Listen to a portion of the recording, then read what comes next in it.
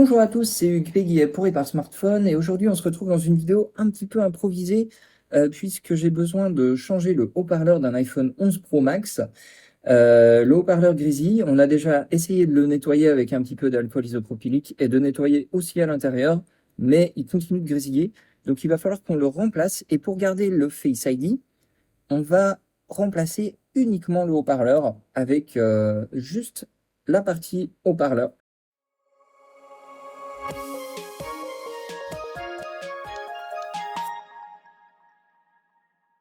On va commencer par retirer les vis qui tiennent le haut-parleur pour pouvoir le retirer de l'écran.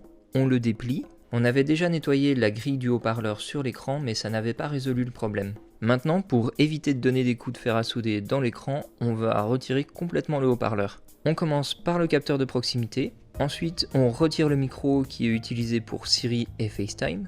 Et enfin, la partie la plus compliquée, on va retirer le projecteur de points. Ici, on peut le chauffer un petit peu ou bien mettre du dissolvant pour aider à le retirer. Et une fois qu'on a retiré ça, on peut retirer complètement le haut-parleur.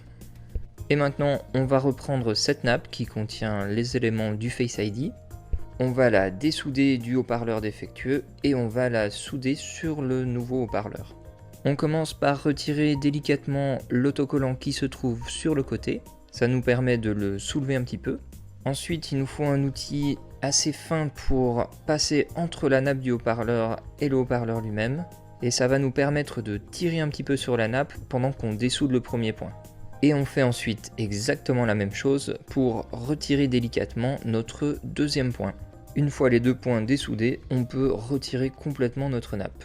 Une fois la nappe retirée du haut-parleur défectueux, on prépare les points de soudure sur le nouveau haut-parleur. Pour bien maintenir en place la nappe pendant qu'on la ressoude sur le nouveau haut-parleur, on va utiliser un petit peu de ruban adhésif. On vient alors avec notre fer à souder et on maintient bien la nappe avec une pince à épiler pendant qu'on soude notre premier point, puis notre deuxième point.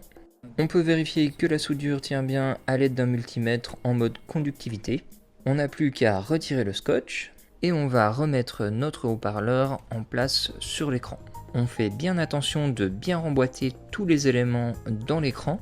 On replie notre haut-parleur. On remet alors toutes nos vis une par une. Il ne nous reste plus qu'à remonter complètement notre téléphone. Et une fois le téléphone remonté, on peut vérifier que notre Face ID fonctionne bien.